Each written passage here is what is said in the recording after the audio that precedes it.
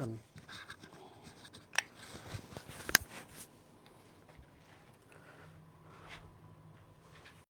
Done. Record.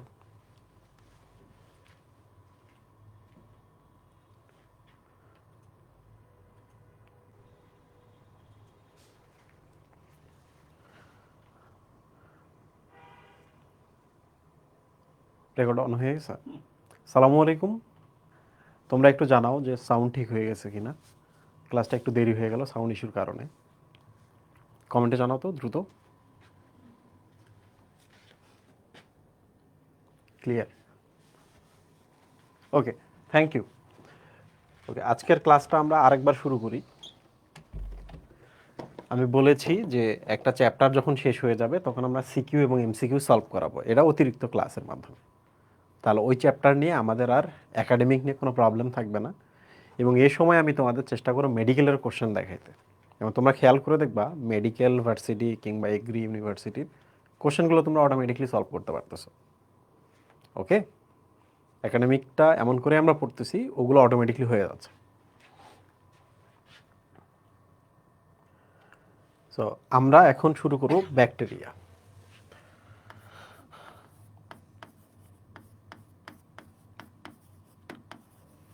নামটা অনেক বড় না ভাইরাসের থেকে? তো যে ভদ্রলোক এটা আবিষ্কার করছেন তার নামও বেশ বড়। এগুলো মুখস্থ করতে হবে না, আমি একটু হিস্ট্রিটা বলি।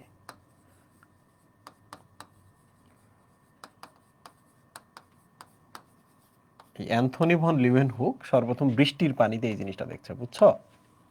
কিসের পানিতে? বৃষ্টির পানিতে। তো বৃষ্টির পানির চেহারাটা তো এরকম না, বলো তো? তো ব্যাকটেরিয়াগুলো দেখলে কিন্তু এইরকম কিছুটা। এই জন্য এগুলা হচ্ছে রড, রড শেপ না? সব যে রড শেপ তা না। তারপরে বলো তো এগুলো রডের মতো না, লম্বা না? তাহলে ব্যাকটেরিয়াগুলো বৃষ্টির পানিতে পাওয়া গেছে, এইভাবে ভদ্রলোক এটা দেখেছেন। যে কারণে এই ভদ্রলোককে বলা হয় ব্যাকটেরিওলজির জনক। ব্যাকটেরিওলজি, ব্যাকটেরিয়া নিয়ে যেহেতু উনি গবেষণা শুরু করেছেন এই জন্য ব্যাকটেরিওলজির জনক। একটা ইন্টারেস্টিং ইনফরমেশন তোমাদের সাথে আমি শেয়ার করি। এই অ্যান্থনি ভন লিউয়েনহুক, বুঝছো, নিজের একটা মাইক্রোস্কোপ আবিষ্কার করছিলেন। করার পর পৃথিবীতে যে চোখের আড়ালে এত ছোট ছোট জিনিস আছে এইটাই সর্বপ্রথম ইনি আমাদের দেখাইছিলেন।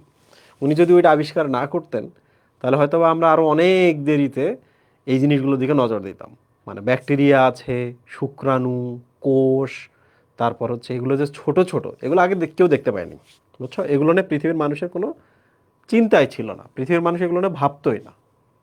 তো এই ভদ্রলোক এই কাজটা করছেন। আবার বলো তো ব্যাকটেরিয়া কি? প্রোক্যারিওটিক না, আদিকোষ না? এই জন্য তাকে কিন্তু বলা হয় প্রোটোজুওলজির জনক। প্রশ্ন হলো জুওলজি কথাটা এখানে কেন আসলো, এবং প্রোটো কথাটা এখানে কেন আসলো? দুইটা কারণে। এক নম্বর হচ্ছে ব্যাকটেরিয়ার মধ্যে এরকম ফ্লাজেলা আছে, ফ্লাজেলার কারণে এরা চলাফেরা করতে পারে, তাহলে প্রাণীর মতো না কিছুটা, বলো তো?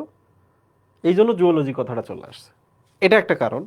আর একটা কারণ হচ্ছে প্রোটো বলতে অ্যাকচুয়ালি ছোট ছোট জিনিস বোঝায়। ওই যে বললাম উনি মাইক্রোস্কোপ আবিষ্কার করছেন এবং আমাদের দৃষ্টি, মানুষের দৃষ্টি, জ্ঞানের দৃষ্টি, বিজ্ঞানের দৃষ্টিটাকে ক্ষুদ্র ক্ষুদ্র জিনিসের দিকে ডাইভার্ট করে দিয়েছে।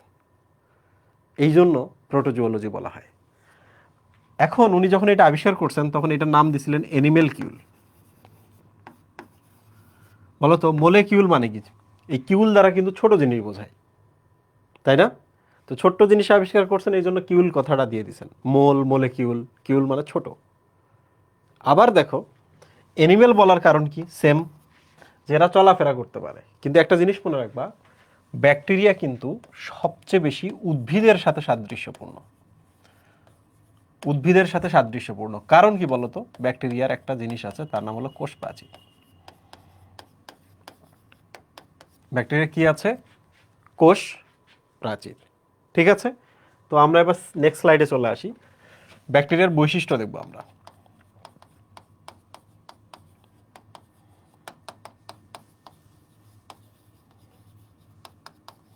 ব্যাকটেরিয়ার বৈশিষ্ট্য, তোমরা বলো তো ব্যাকটেরিয়া ছোট না? কিন্তু ভাইরাস তো আরো ছোট। ভাইরাসকে আমরা বলেছি অতি আণুবীক্ষণিক বা ইলেকট্রন মাইক্রোস্কোপে দেখতে হয়, কিন্তু ব্যাকটেরিয়া কিন্তু সাধারণ মাইক্রোস্কোপে দেখা যায়। বুঝতে পারছো? সিম্পল এবং কম্পাউন্ড যে মাইক্রোস্কোপ আছে এটাতে দেখা যায়, এই জন্য ব্যাকটেরিয়াকে কিন্তু আণুবীক্ষণিক বলে।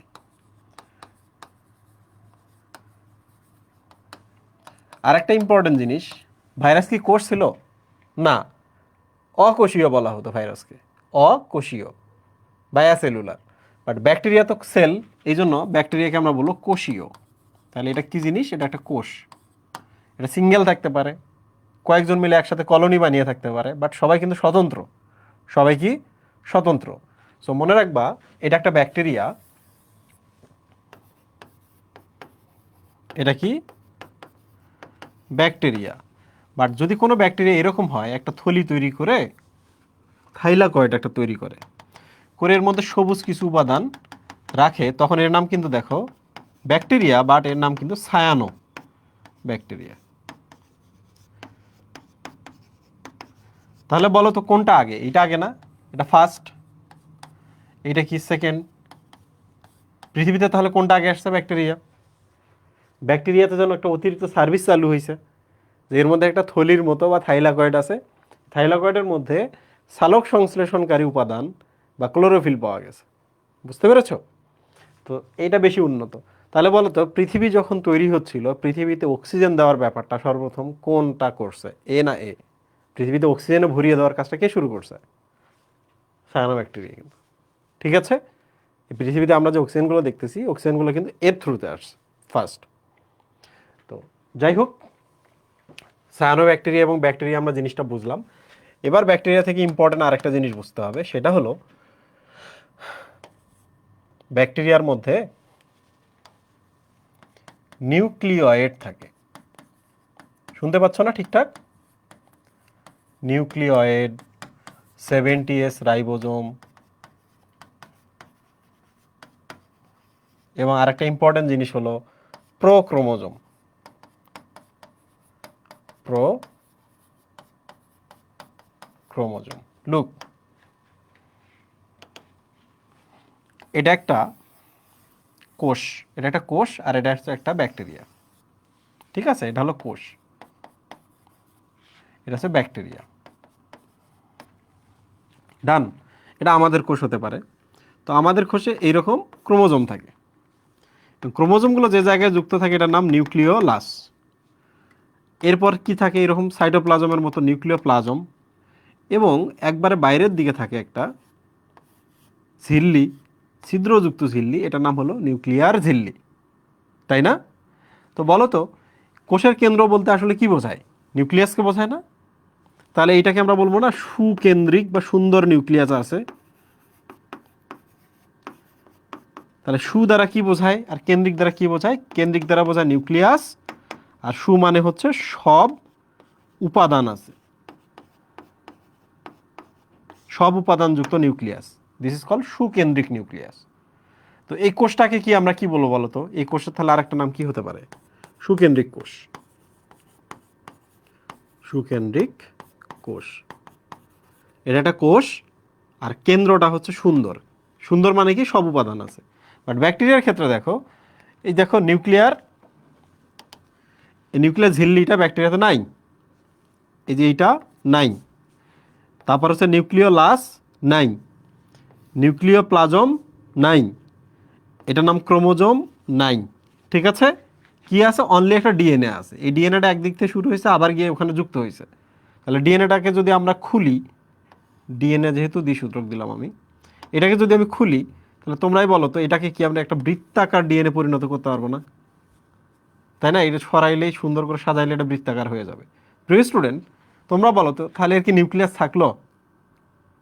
নিউক্লিয়াসের জন্য যে 4টে উপাদান আছে এখানে, নিউক্লিয়ার মেমব্রেন, নিউক্লিওপ্লাজম, নিউক্লিওলাস এবং ক্রোমোজোম, বলো তো এর কিছু থাকলো? কিচ্ছু নাই। সো নিউক্লিয়াস বিহীন একটা কোষ, নিউক্লিয়াস বিহীন একটা কোষ।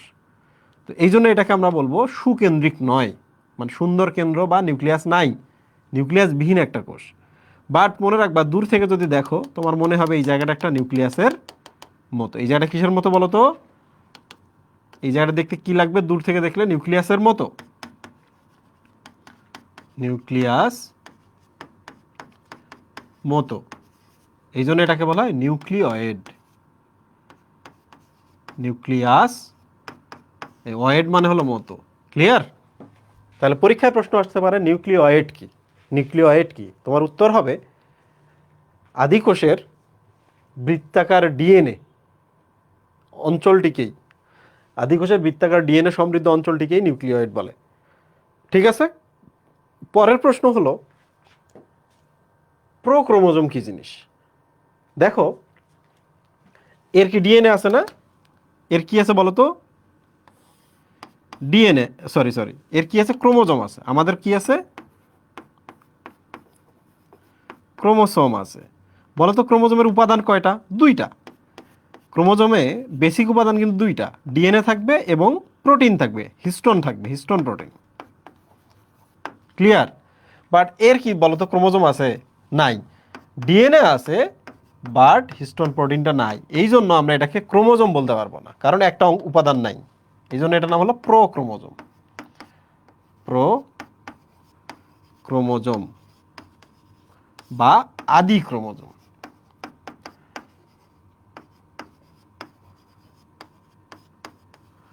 এই অনেকে বোঝো না, প্রোক্রোমোজোম মানে কি আগের? ব্যাপারটা কিন্তু তা না। প্রোক্রোমোজোম মানে হলো যে এটা এমন একটা স্টেটে আছে, কিছু একটা উপাদান যোগ করলে এটা ক্রোমোজোমে কনভার্ট হবে।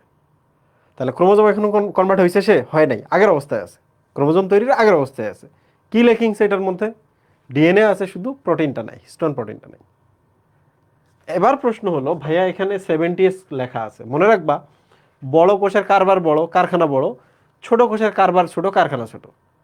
তাহলে বলো তো এও প্রোটিন তৈরি করে বাঁচার জন্য, ব্যাকটেরিয়া প্রোটিন তৈরি করে বাঁচার জন্য। তাহলে এর কি? রাইবোজোমটা আকারে বড় হবে না, এই জন্য এটা 80s। এর কি? রাইবোজোমটা আকারে ছোট হবে না, এই জন্য এটা 70s। আর 80-70 কীভাবে মাপতে হয় এটা আমি ফার্স্ট চ্যাপ্টারে তোমাদের বলেছি। তো এই জায়গাটা সবাই বুঝতে পারছো কিনা বলো? এই জায়গাটা সবাই বুঝতে পারছো কিনা? এই একটা স্লাইডের মধ্যে তোমার 2 বছর লুকায় আছে, এই একটা স্লাইডের মধ্যে। তুমি কোনো র্যান্ডম তোমার সিনিয়র ভাইয়া আপুকে জিজ্ঞেস করো তো, ভাইয়া প্রোক্রোমোজোম কি জিনিস? পারবে না। জিজ্ঞেস করো তো নিউক্লিওয়েড কি জিনিস? বলো ব্যাকটেরিয়াতে থাকে, কিন্তু বলতে পারবে না যে নিউক্লিওয়েডটা কি জিনিস। পরীক্ষায় তো প্রশ্ন আসবে, তাই না? এই যে সিম্পল একটা কোশ্চেন জিজ্ঞেস করো, কোষীয় আর অকোষীয় মানে কি? পারবে না। অতি আণুবীক্ষণিক এবং আণুবীক্ষণিক মানে কি? দেখবা করতেছে। সো এবার চলে আসি আমরা, এই যে বৈশিষ্ট্যগুলো এখানে দেখতেছো, এই জিনিসগুলো এবার আমি এক এক করে বলবো। কিছু আছে যেটা আমি এখন বলবো না, যেটা একটু পরে আলোচনায় পাবো। যেমন এই 5 নাম্বারটা বলে ফেলছি, 4 নাম্বার যেটা, এটা একটু পরে আছে, আর বাকিগুলো পড়া হয়ে গেছে। 6 নাম্বারে চলে আসি। বলো তো ব্যাকটেরিয়া কি? মাইটোসিস প্রক্রিয়া কোষ বিভাজন করে নাকি অ্যামাইটোসিস প্রক্রিয়া? কোন প্রক্রিয়া শুধু ভাই? অ্যামাইটোসিস প্রক্রিয়ায়। এদের অ্যামাইটোসিসের একটা স্পেশাল নাম আছে, বাইনারি ফিশন। বাইনারি শব্দের অর্থ 2, আর ফিশন মানে হলো ভেঙে যাওয়া। মানে একটা ব্যাকটেরিয়া দুইটা কোষে বা দুইটা ব্যাকটেরিয়ায় ভেঙে যাইতে পারে, তৈরি হতে পারে। এখন প্রশ্ন হলো যে এদের কেন মাইটোসিস হয় না? বলো ব্যাকটেরিয়াতে কেন মাইটোসিস হয় না? এর উত্তর কি হবে? একটা শব্দ ইউজ করো বা দুইটা শব্দ বলো। ব্যাকটেরিয়াতে কেন মাইটোসিস হয় না?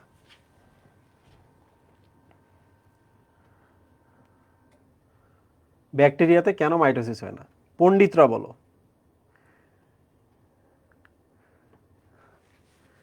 একবার স্পেসিফিক আনসার হবে, অলরেডি অনেকে আনসার দিছো, এটা খুব ভালো লাগছে আমার। দেখো ডিএনএ অনেক বড় হয়,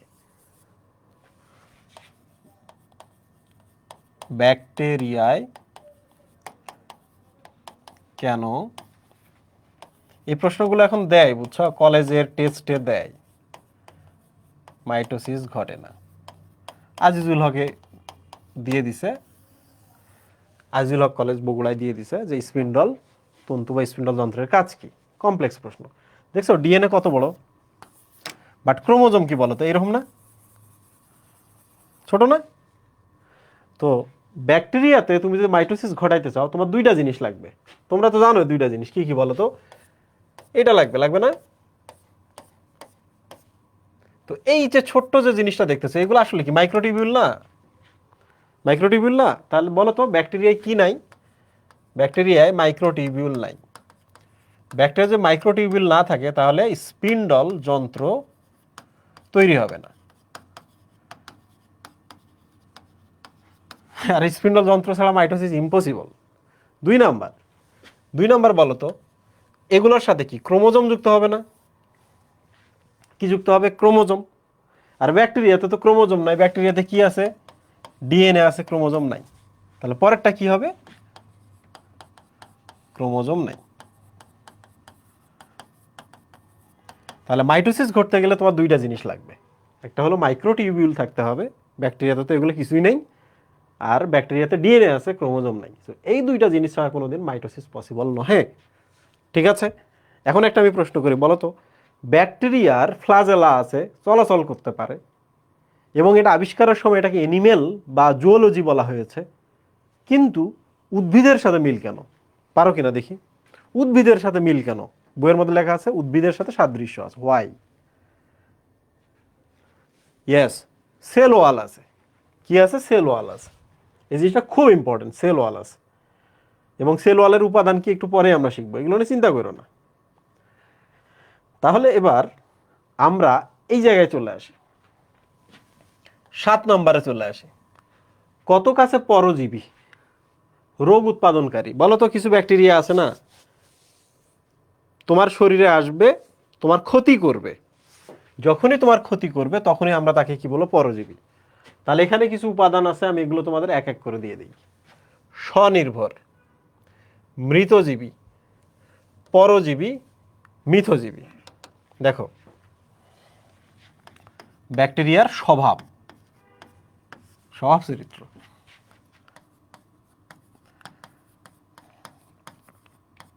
পরীক্ষায় প্রশ্ন আসে পরজীবী কি? কৃষি ইউনিভার্সিটি ভর্তি পরীক্ষায় চলে আসছে, কেন পরজীবী বলে? অপশনের মধ্যে উত্তর দেওয়া আছে, অনেকে জানেই না। মৃতজীবী,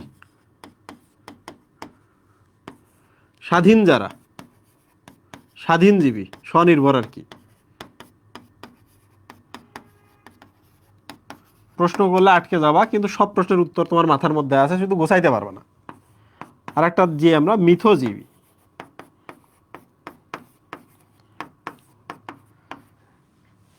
1 2 3 4 সবগুলো ইম্পর্টেন্ট, বুঝছো? বই এক লাইনে লেখা আছে, কিন্তু তোমার পুরো বইটা মিলাই কিন্তু এই জিনিসগুলো আছে। 1 নম্বরটার 4 নম্বরটার উত্তর দাও সবাই। একটা ব্যাকটেরিয়ার নাম বলো যে ব্যাকটেরিয়াটা তোমার শরীরে থাকতে বাধ্য, কিন্তু সে তোমার ক্ষতি করে না, উল্টা উপকার করে, একই সাথে তোমার শরীর ওই ব্যাকটেরিয়াকে থাকতে দেয়। একটা নাম বলো তো।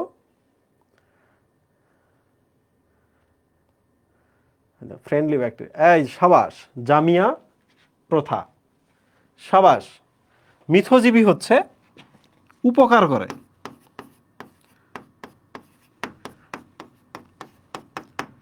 ইকোলাই, বলো তো ইকোলাই আমাদের কি করে? আমি এভাবে মনে রাখি, কি করে বলো তো সুই ভাই? আমি এটা এভাবে মনে রাখি, ইকোলাই ইকুয়াল বি কোলাই। কি coli? B coli. Vitamin B তৈরি করে আমাদের শরীরে, শুধু ভিটামিন বি না, কে তৈরির জন্য সে কাজ করে। এবার চলে স্বাধীন বা স্বনির্ভর, 3 নম্বরটা বলো। এমন একটি ব্যাকটেরিয়া বলো যে ব্যাকটেরিয়াটা নিজের খাদ্য নিজে তৈরি করতে পারে। কিছুক্ষণ আগে আমি বলছি স্বাধীন বা স্বনির্ভর ব্যাকটেরিয়া, দেখি কারা পারো। চিন্তা করো, চিন্তায় চিন্তায় মস্তিষ্কের মধ্যে স্ফুলিঙ্গ তৈরি করে ফেলো। ইসমাইল হোসেন বলছে, আবির বলছে, সায়ানো ব্যাকটেরিয়া, সাবাস, তাই না?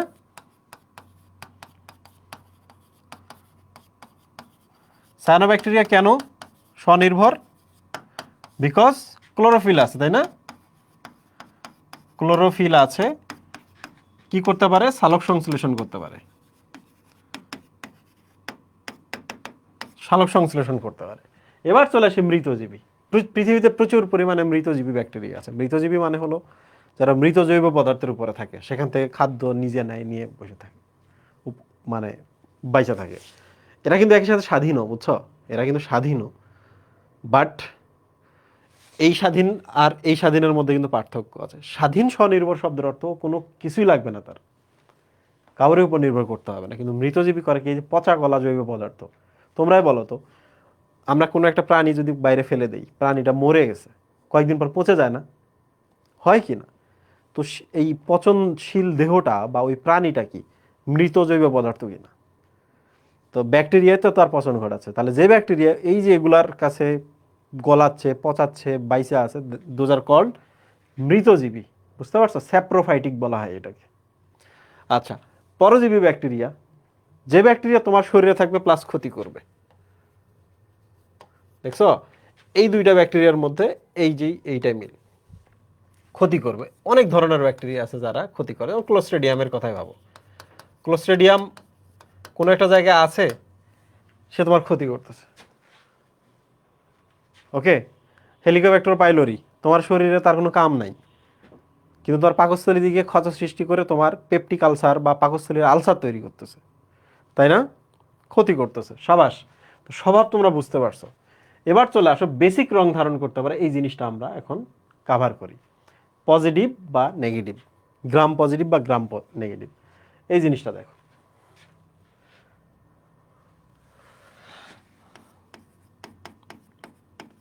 ব্যাকটেরিয়া বেসিক রং ধারণ, দেখি পারো কিনা তোমরা এটা। বেসিক বলতে এখানে কি বলছে বলো তো? এই সহজ সরল রংগুলো ধারণ করতেছে নাকি ক্ষারীয় রং ধারণ করে বলো সুই ভাই? এই বেসিক শব্দের অর্থ হলো ক্ষারীয় রং, ঠিক আছে? ক্ষারীয় রং। তো এই জিনিসটা আবিষ্কার করছেন স্যার হ্যান্স ক্রিশ্চিয়ান গ্রাম। ক্রিশ্চিয়ান গ্রাম এই ভদ্রলোক আবিষ্কার করছেন, এর নাম এটা, ইটস এ নেম। উনি কি করছে দেখো, ইটস এ ব্যাকটেরিয়া, ব্যাকটেরিয়ার উপর রং ঢাইলা দিছে। কি রং? বেসিক স্টেইন বা বেসিক কালার ঢাইলা দিছে সুই ভাই। ব্যাকটেরিয়াটা এরকম রঙিন হয়ে গেছে। প্রশ্ন হলো যে ব্যাকটেরিয়াকে এইভাবে রং করার কারণ কি? এটার উত্তর আমরা একটু পরে দেখব। বাট প্রশ্ন হলো যে এই যে রং করার পদ্ধতিটার এখন নাম কি বলো তো, বলেন তো? ক্রিশ্চিয়ান গ্রাম, এই গ্রাম নামে ভদ্রলোকের আবিষ্কার করছে না? তাহলে এই পদ্ধতিটাকে আমরা কি বলবো বলেন তো? গ্রাম, গ্রামের রং করা পদ্ধতি না? বা এইভাবে বলতে পারি না, গ্রাম রঞ্জন পদ্ধতি। মানে গ্রাম নামক লোকটা রং করার একটা পদ্ধতি আবিষ্কার করছেন। That is why this is called Gram staining method, Gram রঞ্জন পদ্ধতি। এই গ্রাম কালার করার এই পদ্ধতিটা আবিষ্কার করেন।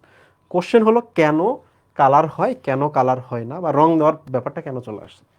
সুই ভাই, আপনার কাছে দুইটা ব্যাকটেরিয়া আছে, এই একটা ব্যাকটেরিয়া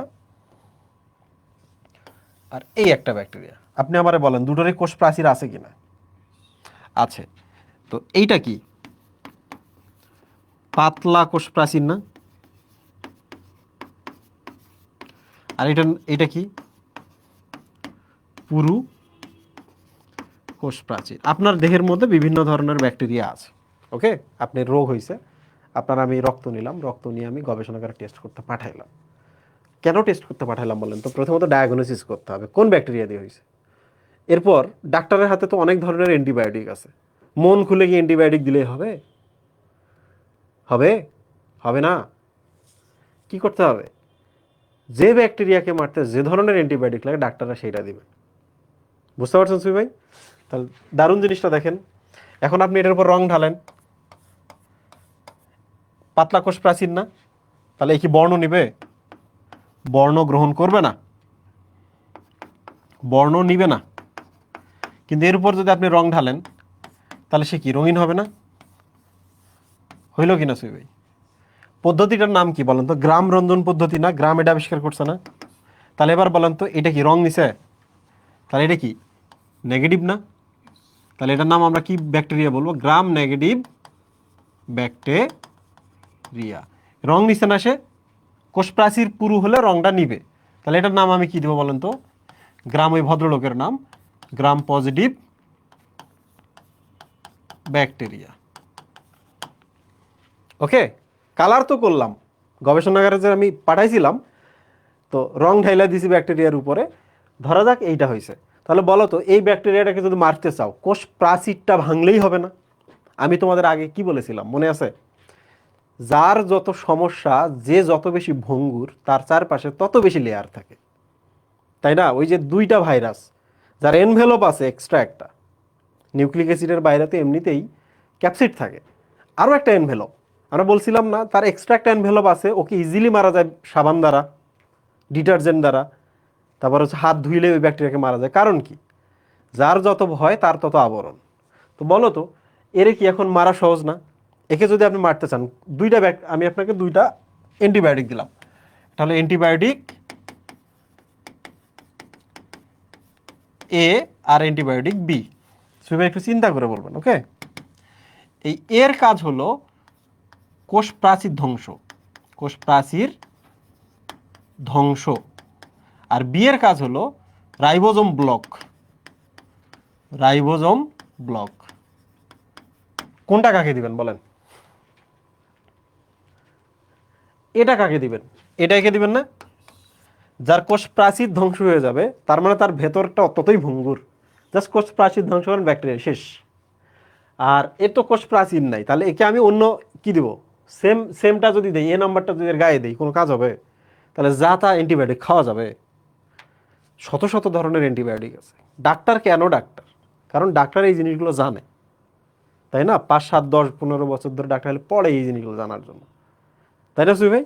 তাহলে একে যদি আমি দিই রাইবোজোম, এই যে রাইবোজোমটা আপনি ব্লক করে দেন, বি নাম্বার অ্যান্টিবায়োটিকটা দেন, রাইবোজোম ব্লক হলে এ কি আর প্রোটিন তৈরি করতে পারবে? তাহলে ব্যাকটেরিয়া যদি প্রোটিন না তৈরি করতে পারে, ব্যাকটেরিয়া কি আপনার দেহে কোনো ক্ষতি করতে পারবে? পারবে না। তাহলে এর আমরা রাইবোজোমটা ব্লক করার জন্য দিতে পারি, নিউক্লিক অ্যাসিডটাকে নষ্ট করার জন্য দিতে পারি, এর আমরা অন্য কোনো প্রসেস বন্ধ করার জন্য দিতে পারি। বাট একে তুমি যদি মারতে চাও, একে যদি তুমি এ নাম্বারটা দাও, বি নাম্বারটা দাও, কি ইস্যু হবে? বি নাম্বার অ্যান্টিবায়োটিক দিলে দেয়াল ভেদ করতে যাইতেই পারবে না অ্যান্টিবায়োটিকটা, তাহলে একে দিতে হবে দেয়াল ভাঙা antibiotic, right? Cell wall lysis করে দিবে। সো আশা করছি তোমরা বুঝতে পেরেছো কেন আমরা রং করি। রং করে যদি দেখি রঙিন হয়েছে, তাহলে একে এক ধরনের অ্যান্টিবায়োটিক দেবো, যদি দেখি রঙিন হয় নাই, তার মানে কোষ প্রাচীর পাতলা, একে আমরা আরেক ধরনের অ্যান্টিবায়োটিক দেবো। দারুণ জিনিস না সুইভাই এটা? আচ্ছা তাহলে এবার বলো তো, গ্রাম স্টেইন হয়েছে, রঙিন হয়েছে, কোষ প্রাচীর পাতলা না পুরু?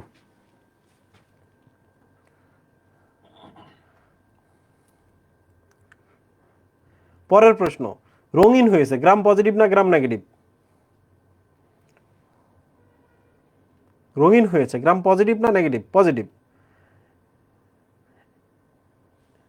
ডান, শাবাশ। এই জায়গায় যে পরিমাণ ইনফরমেশন আছে ভাই, অর্ধেক চ্যাপ্টার এখানে কভার হয়ে যায়। এই তোমার যদি বলা হয় যে তোমার দাঁতগুলো সেন্সিটিভ হয়েছে, তাহলে বলো তুমি কি এখন খুব ইজিলি ঠান্ডা পানি খাইতে পারবা? সেন্সিটিভ মানে কি? রিয়াকশন না? সেন্সিটিভ মানে কি? আঘাত না? আমাকে যদি বলা হয় আমি খুব কোল্ড সেন্সিটিভ, তাহলে আমি কি ঠান্ডায় যাব? ঠান্ডায় গেলে আমি কিন্তু ফিল করবো বেশি, আপনার থেকে বেশি ঠান্ডা লাগবে আমার।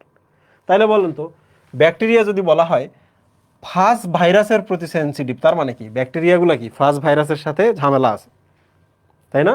সেন্সিটিভ, এখানে আছে সংবেদনশীল লেখা আছে। ডান। আচ্ছা তোমাকে যদি আমি বলি যে তোমার আমি ব্যাকটেরিয়াটা নিয়ে একটা অ্যান্টিবায়োটিক দিয়ে টেস্ট করলাম গবেষণাগারে, দেখা গেল ব্যাকটেরিয়াটা, রিপোর্ট একটা আসলো, রিপোর্টে লেখা আছে যে এই ব্যাকটেরিয়াটি এজিথ্রোমাইসিন সেন্সিটিভ। মানে কি বলো তো? এজিথ্রোমাইসিন দিয়ে মারা যাবে নাকি যাবে না?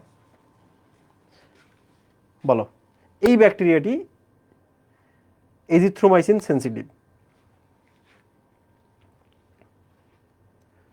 ফিনিশ হয়ে যাবে, তাই না? এই তাহলে তোমাদের আমি একটা জিনিস শেখাই এখানে, আজ থেকে যখন বিভিন্ন রিপোর্ট দেখবা, রিপোর্টে যদি তোমরা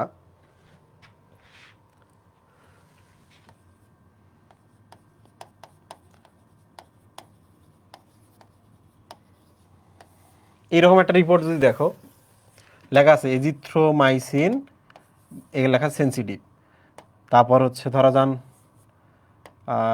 অমুক সেন্সিটিভ, এখানে একটা এক্স আর একটা অ্যান্টিবায়োটিক দিছে ওয়াই সেন্সিটিভ। তাহলে বলো তো 1, 2, 3, 4 ACXY, এখানে কোনটা দ্বারা এই ব্যাকটেরিয়াটা মারা যাবে না? এই ব্যাকটেরিয়াটাকে, এই ব্যাকটেরিয়া কোনটার প্রতি কোনো সেন্সিটিভিটি নাই? বলো। এই যে এক্স যেটা আছে, এই অ্যান্টিবায়োটিক দিয়ে তুমি মারতে পারবে না। তাহলে মাঝে মাঝে কি টেস্ট করার দরকার আছে নাকি? একজন রুগী আসলে আমি 4টা অ্যান্টিবায়োটিক দিয়ে দিব, কোনটাতে মরে মরুক? সুই ভাই, প্রথমত অ্যান্টিবায়োটিকের অনেক দাম, 2 নম্বর অ্যান্টিবায়োটিক শরীরে দিলে অনেক ক্ষতি হয় নিজেরও, আর 3 নম্বর হচ্ছে অ্যান্টিবায়োটিক দিলে রেজিস্ট্যান্সই গ্রো করে, যে কারণে আমরা এত কিছু করব না। যখনই আমরা দেখছি এইটা সেনসিটিভ, সাথে সাথে আমরা এটা একটা ফুল ডোজ দিয়ে দিব, এটা সেনসিটিভ, এটা একটা ফুল ডোজ দিয়ে দিব, এই তো, তাই তো, তিনটাই হয়েছে, আমরা বেস্ট অ্যান্টিবায়োটিকটা জাস্ট চুজ করবো, তাই না সুই ভাই? ডাক্তারি সহজ না? তোমাদের মধ্যে কারা আছো ক্লাস করতে করতে হঠাৎ করে ইঞ্জিনিয়ারিং চেঞ্জ হয়ে ডাক্তারের দিকে শিফট করছে? সত্য কথা বলো।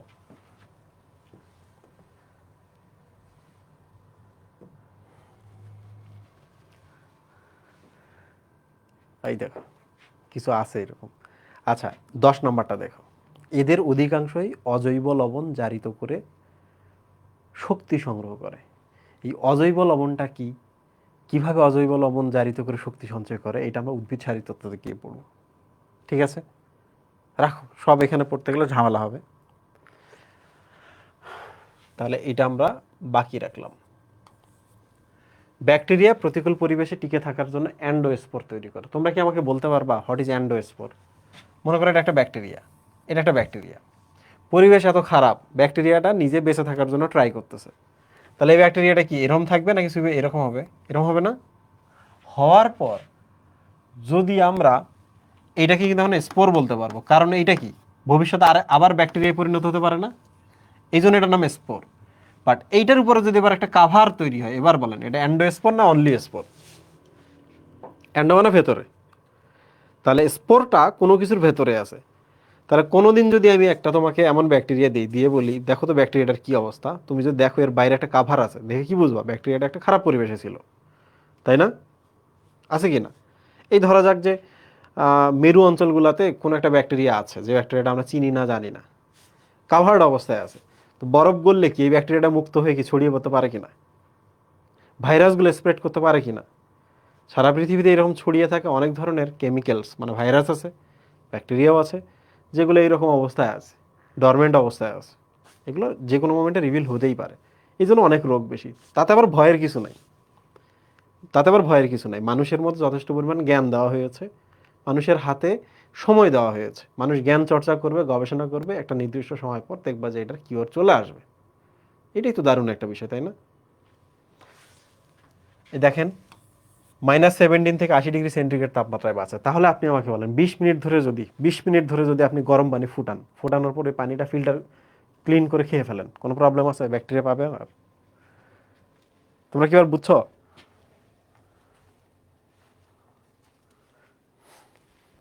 সো এই জিনিসটা দেখো যে ব্যাকটেরিয়া মারা খুব ইজি। আচ্ছা বলো তো, প্রো ক্রোমোজোম আর প্রকৃত ক্রোমোজোম কি সেম জিনিস?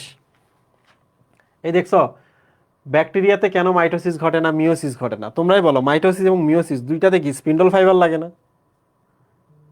আর এদের তো মাইক্রোটিবিউল নাই, তাহলে মাইক্রোটিবিউল নাই বা স্পিন্ডল যন্ত্র নাই, 2 নম্বর হচ্ছে এদের ক্রোমোজোম নাই, যে কারণে মাইটোসিস কিংবা মিওসিস কোনোটি ঘটে না।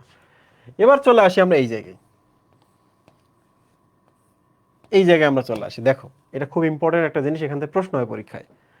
এই বাধ্যতামূলক মানে কি বলো তো? মানে তোমার আর কোনো হাতে উপায় নাই, তোমাকে এটাই করতে হবে। কি করতে হবে?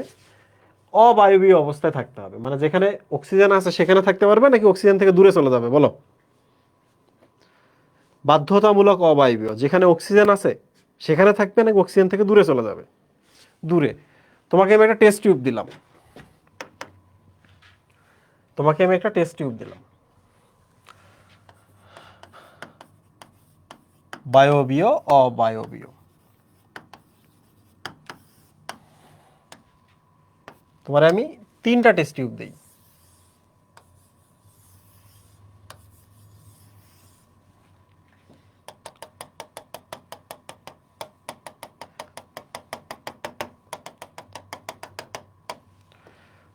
বলো তো এই জায়গায় অক্সিজেন আছে না, খালি জায়গাটায় আছে কিনা? তাহলে এই যে ব্যাকটেরিয়া কিছু আমি দিলাম, ব্যাকটেরিয়াগুলো এখানে আছে, এখানে কিছু ব্যাকটেরিয়া দিলাম, ব্যাকটেরিয়াগুলো এখানে গ্রো করছে, আর এখানে কিছু আমি ব্যাকটেরিয়া দিলাম, ব্যাকটেরিয়াগুলো এখানেও গ্রো করছে, উপরেও গ্রো করছে। তোমরা আমাকে এ, বি এবং সি দেখে বলো যে এখানে কোনটি বাধ্যতামূলক বায়বীয় আর কোনটি বাধ্যতামূলক অবায়বীয়, বলো? বাধ্যতামূলক বায়বীয় ইয়েলোগুলো হচ্ছে ব্যাকটেরিয়া,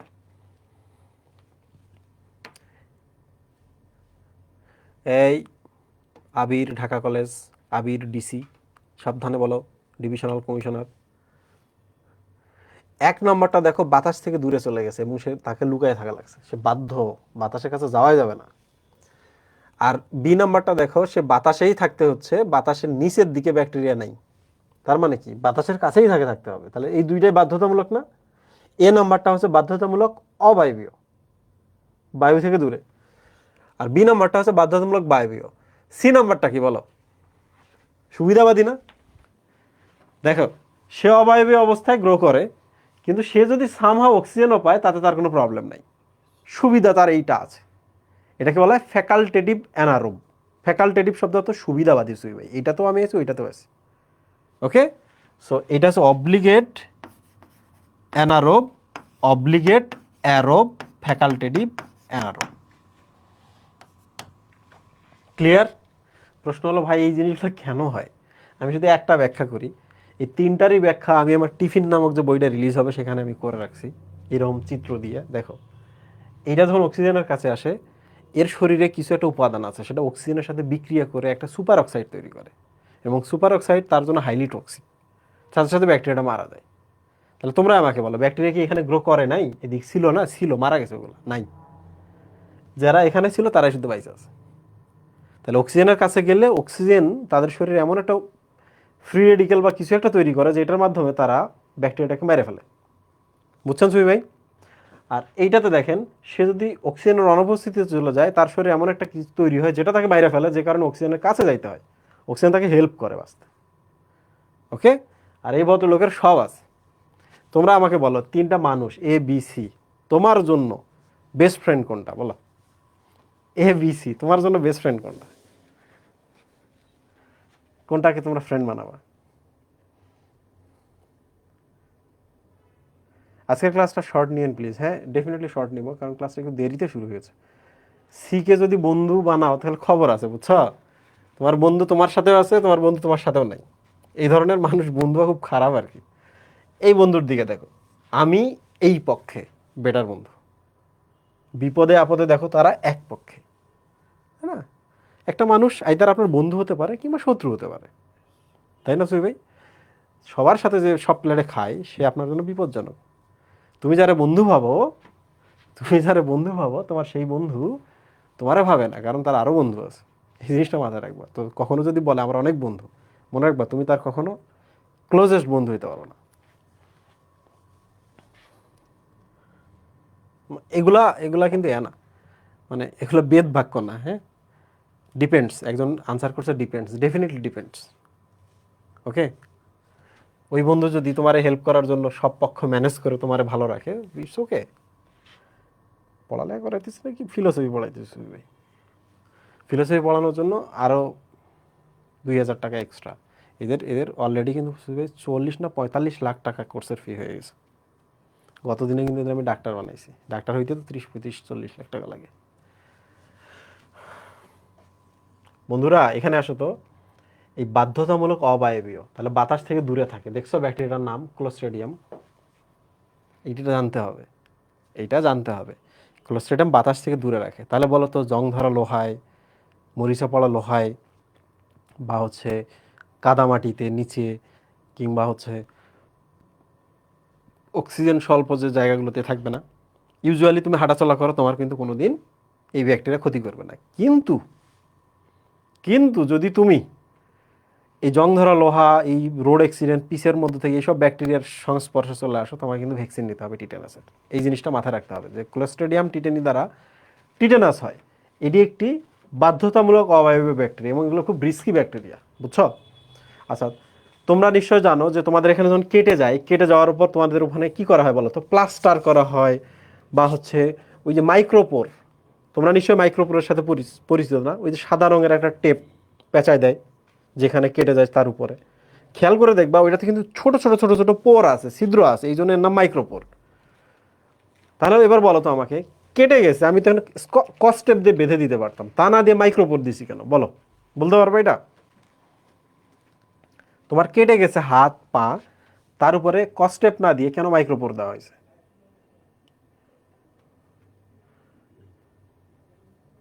বলো তো? এই একটু চিন্তা করে বলো। এই যে অক্সিজেন, এই যে সাবাস, যে অ্যানারোবিক যে ব্যাকটেরিয়াগুলো আছে সেগুলো মারা যাবে। কস্টেপ দিলে কিন্তু এর ভেতরে কিন্তু ক্লোস্ট্রিডিয়াম টিটানি গ্রো করতে পারে, তখন কিন্তু খবর হয়ে যাবে, মাথায় রেখে এটা। এই জন্য বাতাস আসার সুযোগ দিতে হবে ক্ষত ক্ষত চিহ্নে, তাই না? কত চিন্তা ভাবনা করে মেডিকেল সায়েন্স ডেভেলপ হয়েছে, তাই না সুই ভাই? মনের মাধুরী মিশিয়ে এই জায়গাটা পড়বেন। এগুলোতে প্রশ্ন আসে না, এগুলোতে বোঝানোরও কিছু নেই। ব্যাকটেরিয়ার শ্রেণী বিভাগ। এই আজকে কি এই পর্যন্ত রাখবো নাকি আরো পড়াবো বলো? জুম ক্লোজ হয়ে যাবে কেন?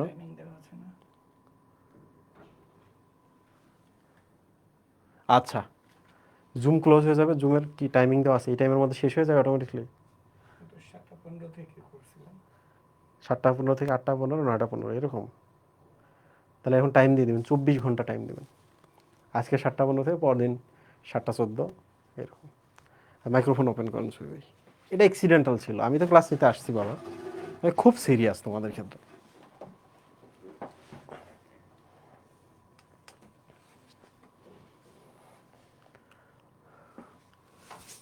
ব্লার লাগতেছে।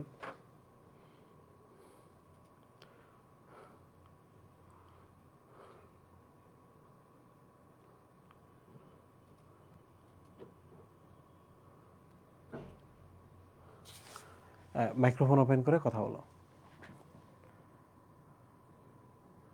এটা ঠিক আছে?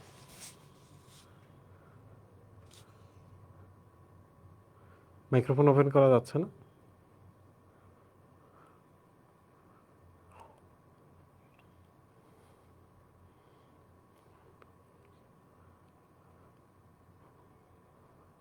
এই প্রশ্ন করা যাচ্ছে না? নিচে যান সুই ভাই, ওই যে ইয়াতে মাইক্রোফোন ছবিটা যেখানে আছে এখানে।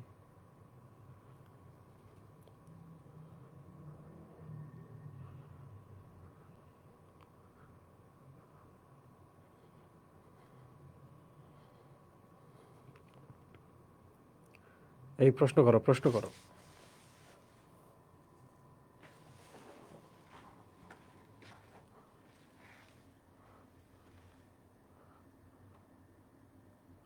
দেখি।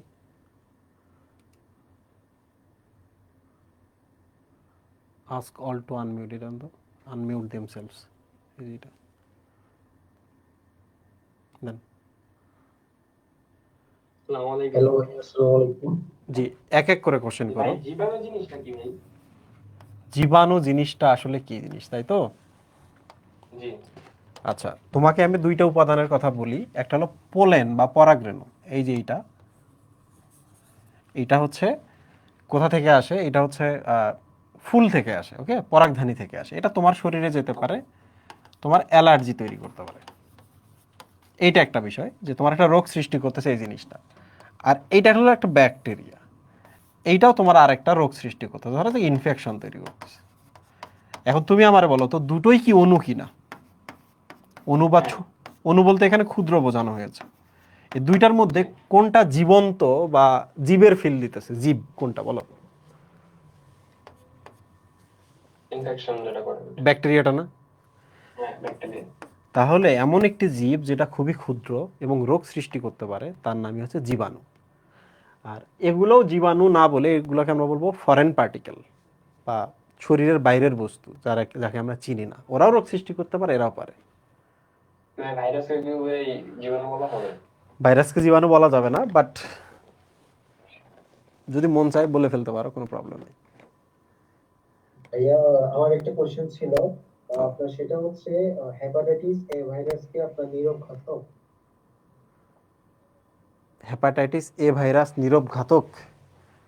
এই প্রশ্ন হ্যাঁ ভাইয়া, বইয়ের মধ্যে একটু কনফিউশন করে লেখা আছে, একটু যদি কাইন্ডলি দেখতেন। কোথায় বলা আছে বলো তো? 160 নম্বর পৃষ্ঠা।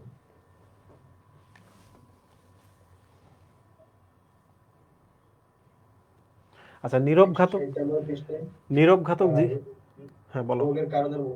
রোগের কারণের মধ্যে হচ্ছে লেখা আছে, এছাড়া হেপাটাইটিস এ ভাইরাস আর হেপাটাইটিস সি ভাইরাস যাকে বলা হয়, এখন দুইটাই কি নীরব ঘাতক নাকি যেকোনো একটা? আচ্ছা, অ্যাকচুয়ালি সব ধরনের হেপাটাইটিস ভাইরাসগুলো কিন্তু নীরব ঘাতক, বুঝছো? যে এরা নীরবে নীরবে বিশাল ক্ষতি করে ফেলে, আমাদের সিরোসিস, লিভার সিরোসিস এবং লিভার ক্যান্সার তৈরি করে। সবাই মোটামুটি নীরব ঘাতক, বাট কেউ কেউ একটু বেশি লক্ষণ প্রকাশ করে, যেমন হেপাটাইটিস বি ভাইরাস, ও কিন্তু তার লক্ষণ প্রকাশ করে, তোমার শরীর হলুদ হয়ে যাবে, জন্ডিস হবে, তো ও তো নীরব থাকতেছে না, বেশিরভাগই কিন্তু নীরব ঘাতক। তো এটা একটা কমন টার্ম, বাট জানা জরুরি কোনটা, জানা জরুরি হচ্ছে যে এখানে তুষের আগুন কোনটাকে বলা হয়েছে, এইটা জরুরি। ও নীরব ঘাতক কিন্তু, বাট তুষের আগুন ওকে স্পেশাল একটা নাম দেওয়া হয়েছে। ওইটা কি ভাইয়া হেপাটাইটিস এ ভাইরাস কেউ কি আমরা তুষার আগুন বলবো কিনা? না, বইয়ে সরাসরি যখন কাউকে নাম দিয়ে ফেলে তুষের আগুন বলা যাবে না। তোমার মতো চেহারা দেখতে কাউকে কি আমরা তানভীর আহমেদ বলে ডাকতে পারবো? না ভাইয়া। ওকে, তোমার নাম দিয়ে আচ্ছা দিয়েছে। ভাইয়া, আর এরপর হচ্ছে সেকেন্ড কোয়েশ্চেন হচ্ছে আমার পেপেইনটা কি? পেপেইন যেটা হচ্ছে, এটা আমি চ্যাটজিপিটির মধ্যে পেলাম, এটা আমাদের ইয়াতে পরিমাপে সাহায্য করে। এটা পেপের মিষ্টতা ও পেপেইন হ্রাস পায়, এটা হচ্ছে আপনার কোন PRSD রোগের সিম্পটম, এই ভাইরাস দ্বারা আক্রান্ত রোগের সিম্পটম। আরো ভালো করে বলো। পেপেইন, এই পেপেইন জিনিসটা কি? পেপেইন ওই এটা পেপের মধ্যে পাওয়া যায় এটা। ওকে, নেক্সট কোশ্চেন। এরপর ভাই আমার আরো একটা কোশ্চেন আছে, সেটা হচ্ছে আপনার PRSD, এখানে বলা হয়েছে এটা জন্নাক ভাইরাস, কিন্তু এটার মধ্যে হচ্ছে এম নাই। এম নাই, এম তো ট্রিক, ওটা তো ট্রিক ছিল। ভাইয়া আচ্ছা, আচ্ছা, এরপর হচ্ছে ভাইয়া আরেকটা কোশ্চেন, সেটা হচ্ছে আপনার, আপনি একটা কোশ্চেন করছেন না, লালা রসের মধ্যে কি আছে, ওইটা কি সুক্রেজ হবে নাকি কোনোটি না হবে? লালা রসের মধ্যে কি সুক্রেজ থাকে? এটা আমি অনেক খোঁজাখুঁজি করছি, মানে এটা করতে পারতেছি না, এক জায়গায় আছে বলে, এক এক জায়গায় নাই বলে। কোশ্চেনটা কি ছিল মনে আছে? লাস্টের লাইনটাতে এরকম ছিল যে কোনোটিই নয়। জি, ওইটা মনে আছে, আমি কোনোটি নয়টাকে সবচেয়ে বেশি প্রেফার করছি। প্রেফার করার মানে তোমার তো হাতে তো অপশন ছিল না, ওইটাই প্রেফার করতে হবে, ওইটাই আনসার। মল্টোজ ও লেখা আচ্ছা, ছিল, মল্টোজ তো উপাদান, মল্টেজ না থাকলে হতো। সুক্রেজের কথা বলতেছি, সুখ, সুক্রেজ তো আপনার শর্করা পরিপক্ক। শর্করা পরিপাক করে কিন্তু লালারসে নাই, সে নিচে আছে। ও আচ্ছা, হ্যাঁ আচ্ছা, তাহলে আরেকটা কেস হচ্ছে, মানে এটা একটু আমার একটু চিন্তার মধ্যে, একটা হচ্ছে হেপাটাইটিস বি তে বি রোগীকে আমরা প্যারাসিটামল দিতে পারবো না ব্যথা কমানোর জন্য। এরপর হচ্ছে ডেঙ্গু ভাইরাসে আক্রান্ত রোগীকে আমরা অ্যাসপিরিন দিতে পারবো না। যদি কোনো হেপাটাইটিস বি রোগী ডেঙ্গু ভাইরাসে আক্রান্ত হয়, তাহলে তাকে আমরা কি দিব? এখানে তো দুইটাই দেওয়া যাবে না ব্যথার জন্য, এই কেসে কি করা যাবে? আমাদের হাতে অনেক পেইন কিলার, অনেক অ্যান্টিপাইরেটিক আছে। পেইন কিলার মানে হচ্ছে যারা ব্যথা কমায়, আর অ্যান্টিপাইরেটিক শব্দের অর্থ হলো যারা তাপমাত্রা কমায়। পাইরেটিক শব্দের অর্থ হলো পাইরো বা সূর্য, যেটা দ্বারা অ্যাকচুয়ালি তাপ বা তাপমাত্রা বোঝায়। তো আমাদের হাতে স্টিল কিন্তু প্যারাসিটামল বাদেও অপশন আছে এবং অ্যাসপিরিন বাদেও জি। অপশন আছে, আমরা সেগুলো ব্যবহার করব। ও আচ্ছা, আর ভাইয়া আপনি পেপেইনটা নিয়ে একটু বলেন না। আচ্ছা, পেপেইন বেসিক্যালি হচ্ছে ওই কোষ রসায়ন চ্যাপ্টারে যাবা, কোষ রসায়ন চ্যাপ্টারে গিয়ে এনজাইম বলে একটা টার্ম আছে, ওখানে গিয়ে দেখবা যে পেপেইন লেখা আছে। Papain actually enzyme. আমরা যখন পেঁপের শরবত করি, তুমি আমারে বলো যে কোন শরবতটা দেখতে সুন্দর, যে শরবতে অনেক মানে এই দানা দানা ইত্যাদি থাকে, নাকি সবগুলো সমসত্ব অবস্থা দেখে, কোন শরবতটা বেশি সুন্দর? সমসত্ব যেটা আছে ওটা। হ্যাঁ, উপর থেকে নিচ পর্যন্ত দেখলে সুন্দর ফিল দেয় এইটা। তো পেঁপের যখন আমরা শরবত বানাই তখন পেপেইন বলে একটা এনজাইম আছে, ওইটা আমরা ওখানে দিয়ে দিই যখন আমরা পেঁপের শরবত সেল করি বাইরে। তাতে যেটা হয় যে আচ্ছা, পেঁপের যে প্রোটিনগুলো আছে এগুলোকে ব্রেকডাউন করে দেয়। তো সেম ব্যাপার, পেপেইন এনজাইমটা, ধরো তুমি পেঁপে খাচ্ছ, তোমার কোনো কারণে পেঁপে হজম হচ্ছে না, তাহলে তোমাকে কি আমি পেপেইন বলে যদি একটা এনজাইম দিয়ে দিই, তাহলে পেঁপেটাকে কি ভেঙে ফেলবে না? জি। So papain it's a enzyme. ও আচ্ছা, আরেকটা হচ্ছে ভাইয়া আপনার এখানে এক্ষেত্রে বইয়ের মধ্যে একটা কনফিউশন টার্ম, সেটা হচ্ছে হেপাটাইটিস ভাইরাসের বা হেপাটাইটিস বি এর প্রতিরোধে বলা হচ্ছে ভ্যাকসিন ডোজ হচ্ছে 4টা। প্রথম 3 মাস পর পর একটা, আহ, প্রথম তিনটি 1 মাস পর পর, আর চতুর্থটি হচ্ছে 1 বছর পর পর, 1 বছর পর। এখন পঞ্চম যেটা বুস্টার ডোজ দিব, ওটা তো আপনার ভ্যাকসিনের মধ্যে ইনক্লুডেড নাই। আর যদি পঞ্চম বুস্টার ডোজটা যদি আমার ভ্যাকসিনের মধ্যে ইনক্লুডেড না থাকে, তাহলে এটাকে তো আমরা পেন্টাভ্যালেন্ট ভ্যাকসিন বলতে পারবো না। একটু কাইন্ডলি ওখানে নিচে গেলে লিখতে পারবো, ডোজ আছে 4টি বলা আছে প্রতিরোধে। বুঝতে পারছি, ওইটা হচ্ছে এক করছে। ওখানে ডোজ চার্জটি। আচ্ছা, পেন্টাভ্যালেন্ট টার্মটা একটু ডিফারেন্ট, আমি তোমাকে বলতেছি এখানে কি কি ভ্যাকসিন থাকে। আর কোনো কোশ্চেন আছে বাকিদের? আসসালামু আলাইকুম ভাইয়া। ওয়ালাইকুম সালাম ভাইয়া, বলেন। ভাইয়া রক্ত কণিকা কালচার বলতে কি বোঝায়? রক্তকণিকা কালচার, ওকে, ভেরি গুড। দেখো,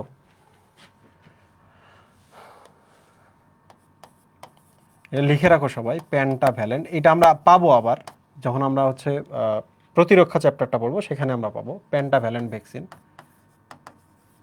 পেন্টা মানে হচ্ছে 5, ভ্যালেন্ট মানে হচ্ছে যুক্ত থাকা। অ্যাকচুয়ালি 5 ধরনের ভ্যাকসিন যুক্ত থাকা। কি কি সেগুলা? ডিপথেরিয়া, মানে ডিপিটি আর কি, ডিপথেরিয়া, পার্টুসিস টিটানাস, হেপাটাইটিস বি, আর হিমোফাইলাস ইনফ্লুয়েঞ্জা টাইপ বি। 1 2 3 4 5 পাইছো? এই 5টা ইউজুয়ালি আমরা আমাদের জীবনে এই 5টা ভ্যাকসিন নেই। তো আমরা যখন এই ভ্যাকসিনগুলো কভার করব, অটোমেটিকলি কিন্তু আমাদের এই ভ্যাকসিনগুলো হয়ে যাবে। ও আচ্ছা। আর ভাইয়া আমরা হেপাটাইটিস ভ্যাকসিনটা কখন থেকে নেওয়া শুরু হয়? তুমি এখন এই বয়সে নিতে পারবা হেপাটাইটিস বি ভ্যাকসিন। ও আচ্ছা। আরেকটা কোশ্চেন ভাইয়া, ইয়ার মধ্যে অ্যাফিড পতঙ্গ ইয়ার জন্য নিধনের জন্য এখানে পেস্টিসাইড স্প্রে আছে। এই পেস্টিসাইড স্প্রেতে বিভিন্ন রাসায়নিক উপাদান কত ইসি লাগে সেটা দেওয়া আছে। এখন ওটা কি শিখতে হবে কিনা? না, শিখতে হবে না, বাট যদি কলেজে দেয় কলেজে শিখতে হবে, বাইরে এগুলো আসে না। আর ইসি মানে কি ভাইয়া? ইসি কি? ইসি মানে এখানে বলা হয়েছে সিস্টক্স মানে 25 ইসি, কোথায় আছে বলো তো? 163 নম্বর পৃষ্ঠা।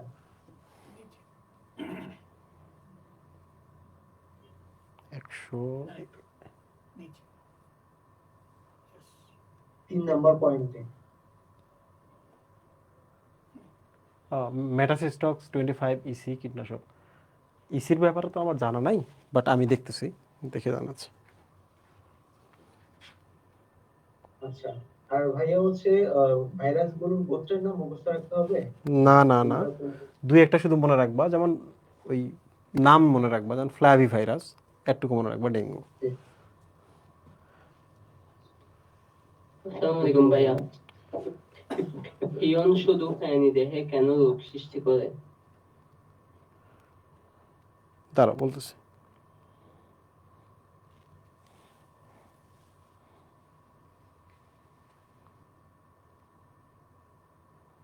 আচ্ছা, এটা কনসেন্ট্রেশন বোঝায়, বুঝছো, ঘনত্ব বোঝাচ্ছে এখানে। ইসি মানে হচ্ছে ইমালসিফায়াবল কনসেন্ট্রেট, এটা ঘনত্ব বোঝাচ্ছে। 25 ইসি দ্বারা যে মেটাসিস্টক্স নামক যে ওষুধটা আছে, এটার ঘনত্ব বোঝাচ্ছে যে কোন ঘনত্বের আমরা ওষুধটা ব্যবহার করব। ইমালসিফিকেশন বলতে অ্যাকচুয়ালি ভাঙন বা হচ্ছে দ্রবীত করা, এই জিনিসটা বোঝায়। ইমালসিফিকেশন আমরা পরিপাকে পড়ে আসছি।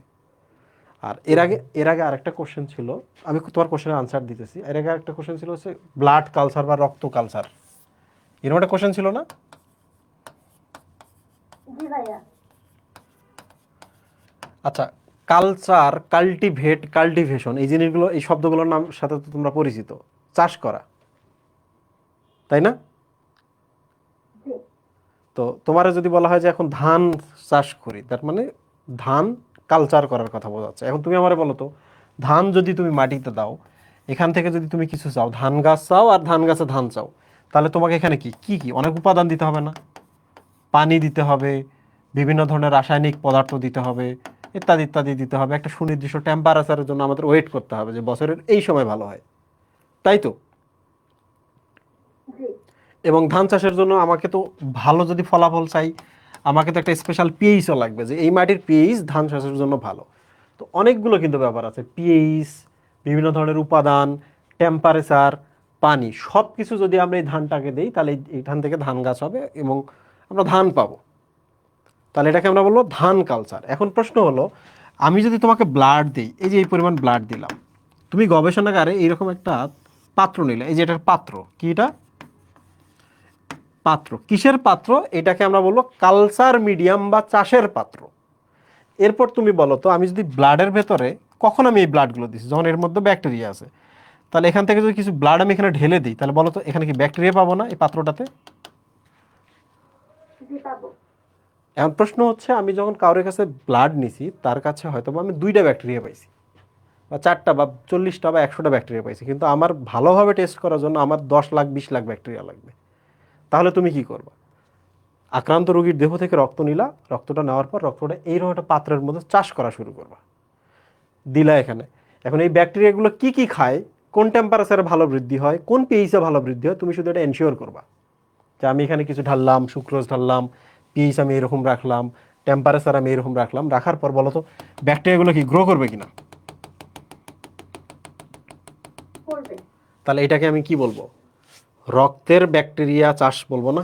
রক্তের যে ব্যাকটেরিয়া পেয়েছিলাম। হ্যাঁ বলবো। তাহলে আমি এই যে এই ব্যাকটেরিয়াটুকু নিলাম এখানে, এই ব্যাকটেরিয়াটুকু নিলাম এখানে, এখানকার ব্যাকটেরিয়া নিলাম এখানে, এখানকার ব্যাকটেরিয়া নিলাম এখানে, এখানকার ব্যাকটেরিয়া নিলাম এখানে। তাহলে বলো তো আমি অনেকগুলো ব্যাকটেরিয়া ভাগ করতে পারলাম এখন, অথচ আমি প্রথমে হয়তো 100টা ব্যাকটেরিয়া নিয়েছিলাম। তাহলে এখানে 1 লাখ, এখানে 1 লাখ, এখানে 1 লাখ, এইভাবে আমি আলাদা করতে পারলাম। এরপর আমি চাইলে এইটাকে নিয়ে একটু টেস্ট করতে পারি, এইটাকে আমি একটা অ্যান্টিবায়োটিক দিয়ে টেস্ট করতে পারি, অন্য আর একটা অ্যান্টিবায়োটিক দিয়ে এটাকে টেস্ট করতে পারি, আলাদা আলাদাভাবে তখন আমি টেস্ট করতে পারতেছিলাম। কিন্তু প্রথম দিন কি আমি পারছিলাম 100টা ব্যাকটেরিয়া নিয়ে? না।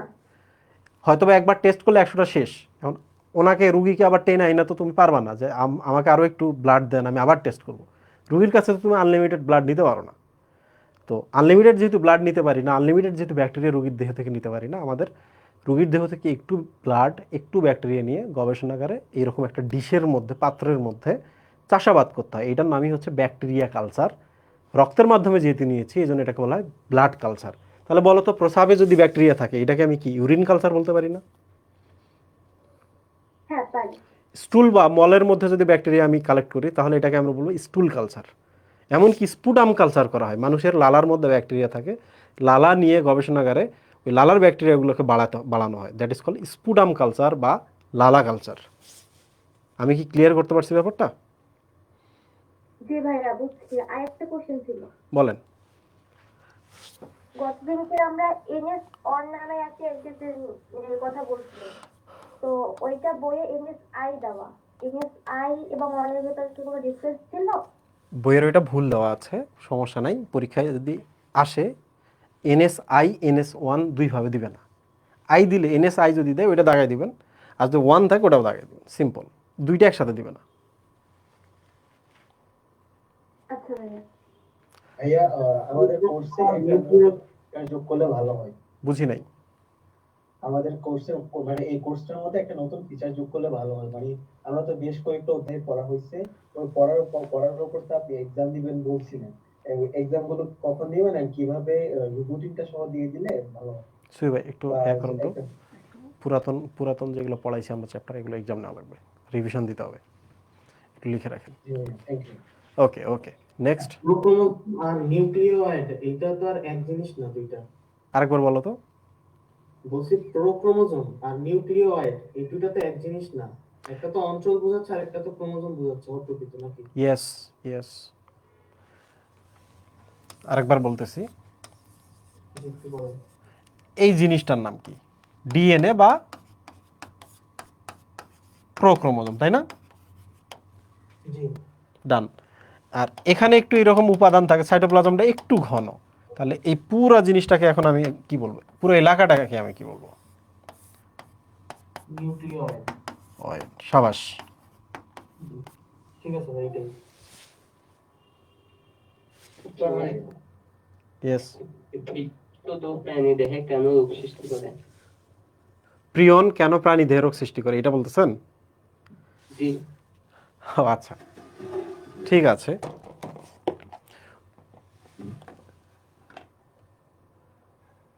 প্রিয়ন কেন প্রাণী দেহে, চেষ্টা করি আমরা। উদ্ভিদ দেহে করে না, শুধু প্রাণী দেহে? আচ্ছা, শুধু প্রাণী দেহে করার কারণ আছে। হ্যাঁ, প্রথমত আমরা উদ্ভিদ দেহে তেমন কোনো প্রিয়ন দ্বারা রোগ সৃষ্টি হওয়া দেখি নাই। আমি আপনাকে সহজ করে বলি, হিউম্যান বডি যখন কোনো মাংস খায়, প্রোটিন খায়, যেমন আমার কিন্তু অ্যালার্জি আছে, ফুড অ্যালার্জি আছে, তো আমি যখন চিংড়ি খাবো, তো চিংড়িটাকে যদি আমি পুরোপুরি ডাইজেস্ট করি তাহলে আমার রক্তের মধ্যে বা কোষের ভেতরে, আমার শরীরের ভেতরে কি যাবে বলো তো? অ্যামিনো অ্যাসিড যাবে না? জি অ্যামিনো অ্যাসিড জি। যাবে, প্রোটিনটা ডাইজেস্ট হবে, হয়ে অ্যামিনো অ্যাসিড যাবে। কিন্তু দারুণ ব্যাপার হলো যে আমি যার অ্যালার্জি আছে এরকম মানুষের যখন চিংড়ি খায়, চিংড়িটা পুরোপুরি ডাইজেস্ট হয় না, কখনোই কিন্তু সব পুরোপুরি ডাইজেস্ট হয় না। তো কিছু প্রোটিন থেকে যায়, এই প্রোটিনগুলো যখন আমার দেহে প্রবেশ করে, তুমি আমাকে বলো তো, আমার দেহ অ্যামিনো অ্যাসিডটাকে খুব ইজিলি নেবে, কারণ অ্যামিনো অ্যাসিড ক্ষতিকর নয়। কিন্তু আমার দেহে যদি প্রোটিনটা চলে আসে, আনডাইজেস্টেড কিছু পোরশন চলে আসে, এটা আমার জন্য ক্ষতিকর কিনা? জি ক্ষতিকর। আমার ম্যাক্রোফেজ থেকে শুরু করে আমার প্রতিরক্ষা সিস্টেম সবাই অ্যালার্ট হয়ে যাবে, সবাই তাকে আক্রমণ করবে, এই করতে গিয়ে আমার শরীরের ভেতরে খারাপ অবস্থা হয়ে যায়, সো অ্যালার্জি ক্রিয়েট হয়ে গেল। তো প্রিয়নের হিস্ট্রিটা কিন্তু এরকম। প্রিয়নের হিস্ট্রি বলার সময় আমি বলছিলাম যে নিউগিনিতে এরকম একটা ব্যাপার ছিল যে তাদের আপনজন মারা গেলে তাকে তারা খেয়ে ফেলতো, বা কেউ যদি তাদের কাছে যায় তারা মানুষ শিকার করতো, করে মানুষকে তারা সিদ্ধ করে পুড়িয়ে খাইতো। কাঁচা খাইতো কিনা আমি জানি না, বাট খাইতো। এখন তুমি আমারে বলো, একটা মানুষকে যখন খাবে, খাওয়ার পর মানুষের শরীর থেকে দুইটা জিনিস পাবে, মাংস থেকে প্রোটিন পাইতে পারে অথবা নিউক্লিক অ্যাসিড পাইতে পারে। তুমি আমারে বলো, নিউক্লিক অ্যাসিড ইউজুয়ালি খুবই আর কি, ওই মানে সব সময় যে ভয়ঙ্কর তা না, বাট প্রোটিনটা খারাপ কিনা বলো? জি প্রোটিন খারাপ। ইভেন ভাইরাসের যে ক্যাপসিডটা আছে ওইটাই তো আমাদের দেহে রোগ সৃষ্টি করে। সো দেখা গেছে যে যে পরিমাণ আমরা যেমন ম্যাড কাউ, স্ক্র্যাপি, তারপর হচ্ছে ক্রুটসফিল্ড যে রোগগুলোর আমরা কথা বলতেছি, এই ব্যাপারগুলোতে এই জিনিসটা আছে যে প্রোটিন খেয়ে খেয়ে রোগগুলো হয়েছে। ব্যাপারটা এমন না যে এরা উদ্ভিদে তৈরি করতে পারে না, বাট উদ্ভিদে একটা প্রোটিন প্রবেশ করা খুবই কঠিন। কেন কঠিন আমি বলি, এখানে একটা উদ্ভিদ আছে, একটা গাছ, এখানে একটা সেল আছে, সেলটা আমি বাইরে দিই, তো এখানে যদি একটা প্রোটিন থাকে, চিন্তা করে দিস ইজ এ প্রোটিন, এটা প্রোটিন, একটা একটা সেলের ভেতরে একটা প্রোটিন ঢুকে পড়া খুব কঠিন, বুঝছো? মাইক্রোফোন অফ করো। একটা সেলের ভেতরে প্রোটিন বলো, লবণ প্রবেশ বলো, খুবই কঠিন, কিন্তু পানি প্রবেশ এবং গ্যাসের আদান প্রদান খুব ইজি। সো উদ্ভিদ তো অ্যাক্টিভলি এইটাকে টানতেছে না, কিন্তু মানুষ কি করতেছে, মানুষ মাংস খেয়ে প্রোটিনটাকে শরীরের ভেতরে টানা শুরু করতেছে, যে কারণে মানুষ বা প্রাণীর ক্ষেত্রে এই রোগটা বেশি দেখা যায়। মানে আমরা জোর কইরা শরীরের মধ্যে ঢোকাইতেছি।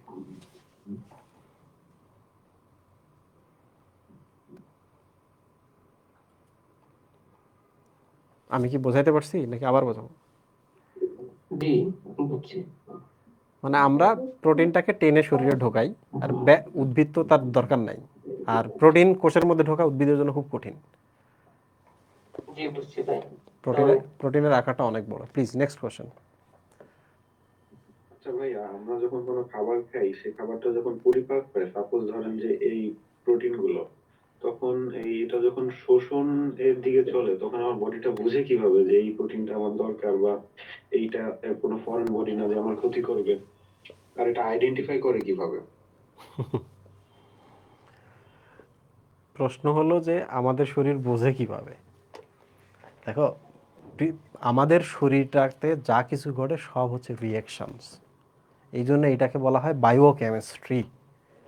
বায়ো মানে জীব, কেমিস্ট্রি মানে রাসায়নিক ব্যাপার স্যাপার আর কি।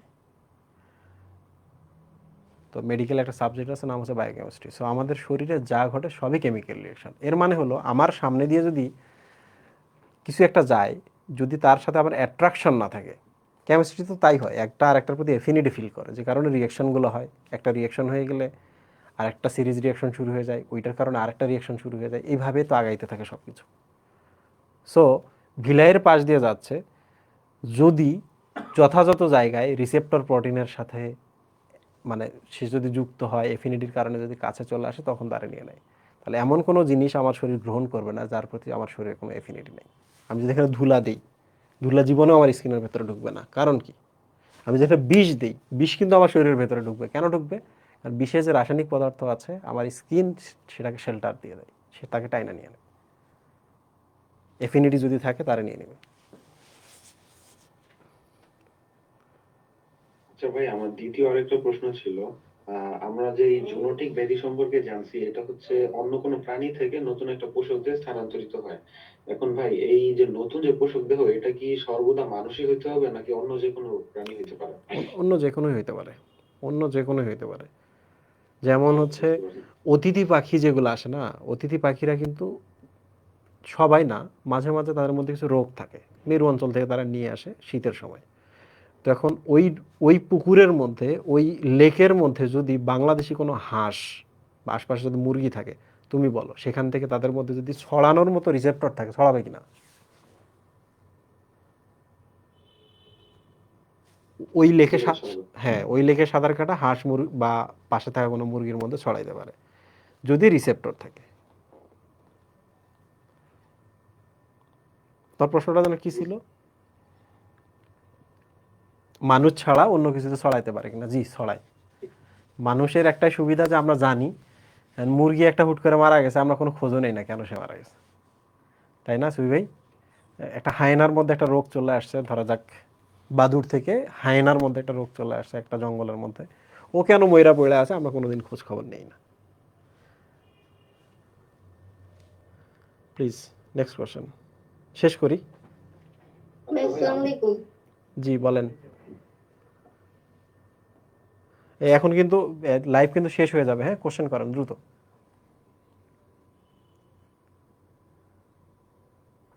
যে কোনো মোমেন্টে আচ্ছা, লাইভ কেটে যাবে। বলেন। আচ্ছা আমার প্রশ্নটা হচ্ছে অপমোজাইক ভাইরাসের গঠনের মধ্যে টিএমভি এর আণবিক ভরে 37 মিলিয়ন ডাল্টন। এখানে এই ডাল্টন কথাটা কি এটা একক হিসেবে ব্যবহার করা হয়েছে? এই যে এই নাম্বারগুলো আছে, খুব আণবিক ভর। খুব ছোট ছোট জিনিসের ভর মাপার জন্য ডাল্টন এককটা ইউজ করা হয়। তুমি শুধু এখানে এটা পাবা না, তুমি এটা যখন আমাদের অ্যান্টিবডি পড়বা, প্রতিরক্ষা বলে যে চ্যাপ্টারটা আছে, ইমিউনিটি মানুষের যে চ্যাপ্টারটা আছে, ওখানে পড়ার সময় তুমি দেখবা যে অ্যান্টিবডির ভরটাকে ডাল্টন বা কিলো ডাল্টনে প্রকাশ করা হয়েছে।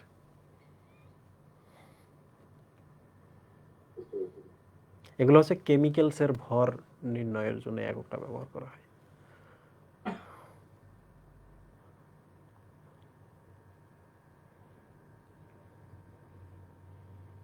নেক্সট কোশ্চেন নাই। থ্যাংক ইউ সবাইকে, আবার নেক্সট ক্লাসে দেখা হবে। আজকে একটু আমরা টাইম ওয়েস্ট হয়ে গেছে শুধুমাত্র মাইক্রোফোনের জন্য। যাই হোক, ইনশাল্লাহ আবার দেখা হবে। তোমাদের নেক্সট ক্লাস কবে শুরু হবে? রবিবারে। ভালো করে পড়াশোনা করবা। আল্লাহ হাফিজ।